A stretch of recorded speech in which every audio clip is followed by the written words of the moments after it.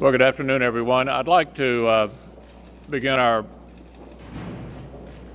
session today by asking Senator Scott to make some remarks.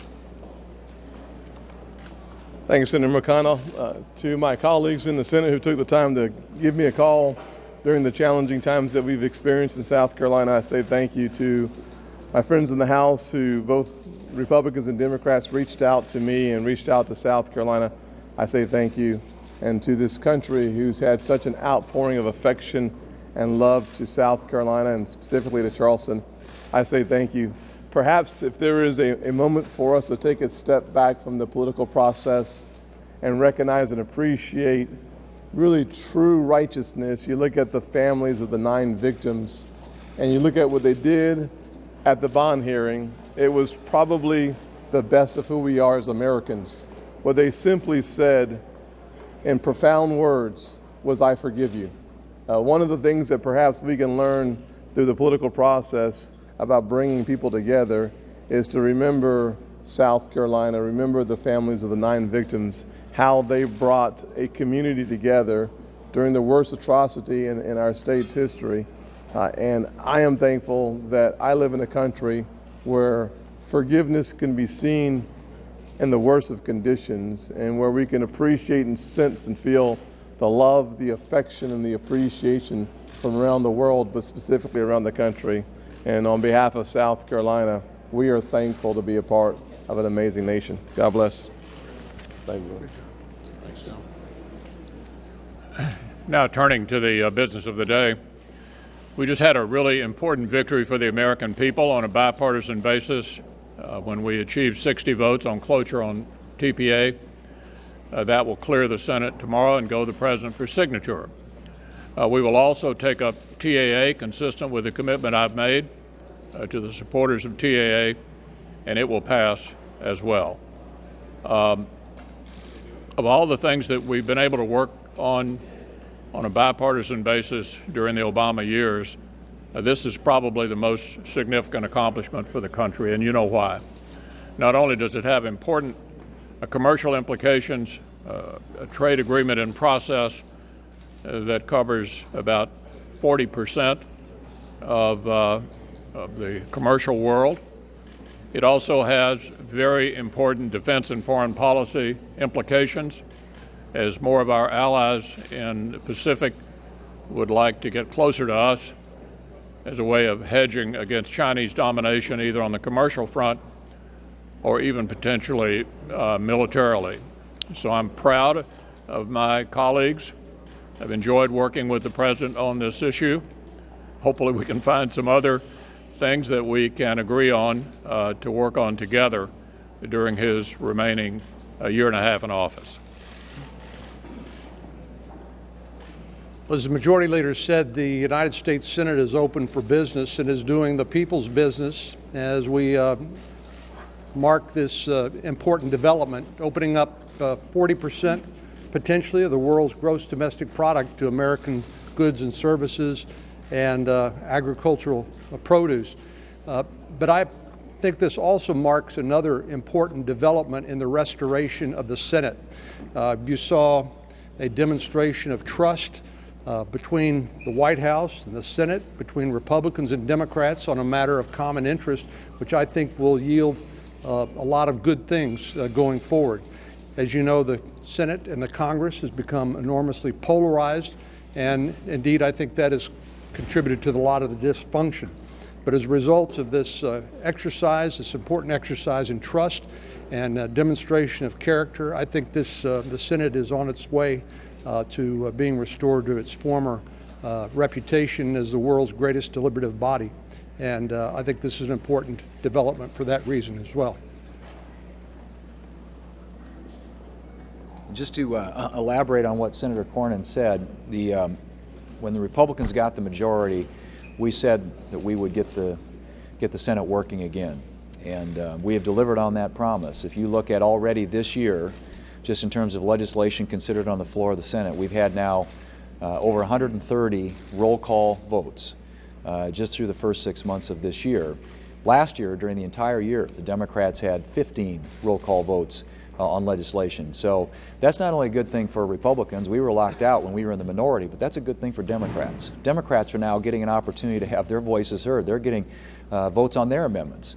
And if you look at the record of accomplishment on bipartisan issues, Keystone Pipeline was something that passed with a big bipartisan vote here. The Veteran Suicide Prevention Act was a big bipartisan achievement.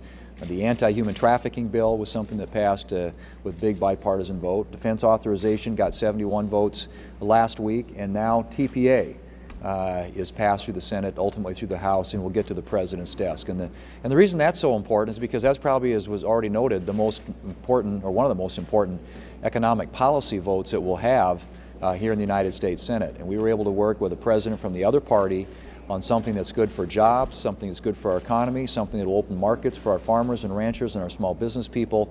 And so this is a really, really important bipartisan achievement. And I hope, as Senator McConnell says, that there's more to come.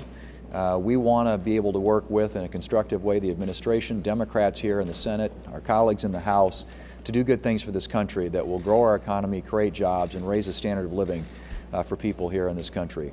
So a lot's been done. There's a lot more that could be done, and I hope that the Democrats will work with us to make that happen. The Supreme Court will be ruling in the next couple of days in the case of King versus Burwell. Both Secretary Burwell and the President said they have no plan B to deal with the court finding that they have acted illegally. Republicans have been working on this for months. We are committed to the peace of mind of those people who are affected by the ruling. Let's face it, this health care law cannot be fixed, but health care in America must be fixed. We are not going to protect the law. We are going to protect the people. We have a three-part plan. Number one is to provide temporary assistance to those 6.4 million people who have been hurt by the President's illegal action. Number two is to provide the freedom and flexibility to the states by allowing them to opt out of the health care law. And then finally, a bridge to freedom from Obamacare by eliminating the mandates, which are so unpopular.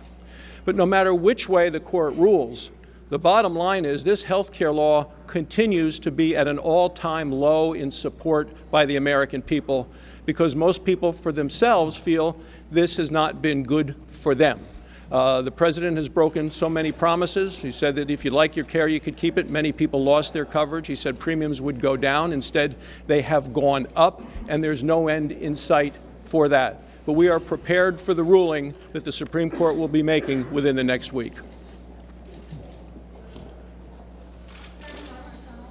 On Exim Bank, Senator Brown said earlier that you had committed to a vote next month on the highway bill. Is that your commitment? Yeah, what I've said repeatedly, going back to our initial discussion of TPA, is we would get a vote on an amendable vehicle in June.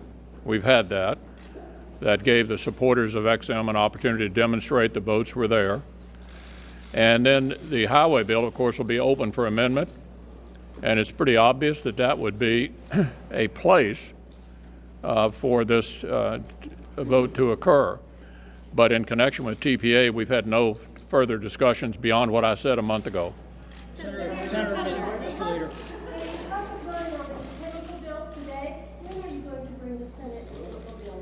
It's a very important bill, supported broadly in the Senate, and we will find time for it in the very near future. Mr. Leader, some of the things that Senator Scott talked about going on in South Carolina, there's been some consternation here in the past couple of days with the action of South Carolina, maybe removing the flag from the Capitol there. There are a number of statues in this building that reflect the Capitol from individual states. Should those things be looked at this stage? Well, with regard to my own state, we, curiously enough, have a statue of Jefferson Davis in the Capitol in Frankfort. Davis' sole connection to Kentucky was he was born there. He subsequently moved to Mississippi, and Kentucky, of course, did not secede from the Union.